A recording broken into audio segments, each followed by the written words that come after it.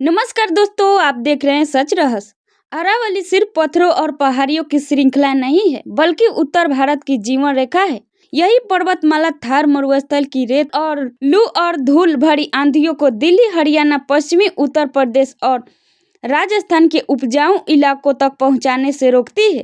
यही अरावली भूजल को रिचार्ज करती है, जंगलों और वन्य जीव को आश्रय देती है और करोड़ों लोगों को सांस लेने लायक हवा उपलब्ध कराती है। लेकिन आज यही अरावली एक बार फिर सियासत, कानून और पर्यावरण के टकराव का केंद्र बन गई है।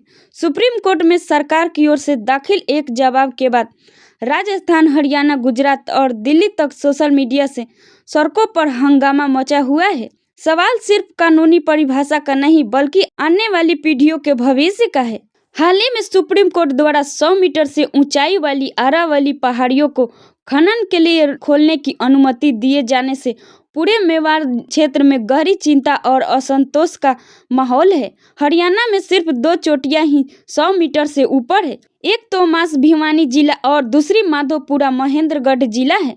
बाकी क्षेत्र अब संरक्षण से बाहर हो सकता है। इस मुद्दे को लेकर मेवात आरटीआई मंच ने सख्त रुख अपनाते हुए नायब तहसीलदार नगीना के माध्यम से राष्ट्रपति, प्रधानमंत्री, गृह मंत्री और राज्यपाल, हाई कोर्ट, सुप्रीम कोर्ट को ज्ञापन भेजे हैं। ज्ञापन में फैसले पर पुनर्विचार की मांग करते हुए अरावली के पर्यावरणीय, सामाजिक और ऐतिहासिक महत्व को रेखांकित किया गया है। समावेशी सम्मिलित जंग में सुप्रीम कोर्ट इस फैसले को पुनर्विचार की अपील करते हुए कहा कि अरावली केवल पहाड़ियों की श्रृंखला नहीं है, बल्कि पूरे उत्तर भारत का प्राकृतिक सुरक्षा कवच है।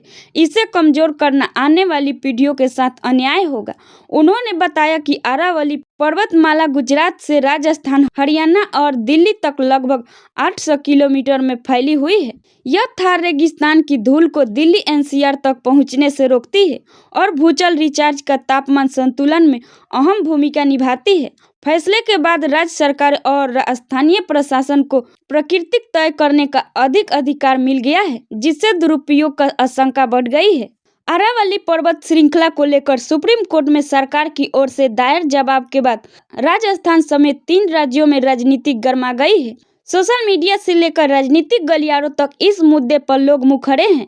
पर्यावरण विशेषज्ञों के से लेकर आम जनता सरकार की नीति पर सवाल उठा रहे हैं, जबकि विपक्षी दल कांग्रेस ने इसे प्रदेश और उत्तर भारत के भविष्य से जुड़ा हुआ मुद्दा बताते हुए सड़कों पर उतरने का ऐलान कर दिया है। पूर्व मुख्यमंत्री अशोक गहलोत ने अरावली को लेकर प्रस्तावित नई परिभाषा पर आपत्ति जताई है, जिन्होंने कहा कि अरावली को लेकर ऊंचाई या तकनीकी मापदंडों से नहीं, बल्कि उसके पर्यावरणीय महत्व के आधार पर देखा जाना चाहिए। गहलोत ने सेव अरावली अभियान के समर्थक में अपनी सोशल मीडिया प्रोफाइल तस्वीर भी बदली और इसे नई परिभाषा के खिलाफ प्रतीकात्मक विरोध बताया है।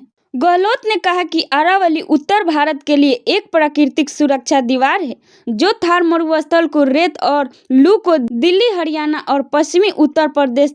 उन्होंने चेतावनी दी कि अरावली कमजोर हुई तो प्रदूषण की स्थिति और भयावह हो जाएगी। जल संकट को लेकर गहलोत ने कहा कि अरावली की चट्टानें भूजल रिचार्ज का मुख्य आधार है। पहाड़ खत्म होने का मतलब है कि आने वाले समय में पीने के पानी की गंभीर किल्लत, वन्य जीव का लुप्त होना और पूरी पारिस्थितिक व्यवस्था का संतुलन बिगड़ जाना काफी चिंता का विषय है।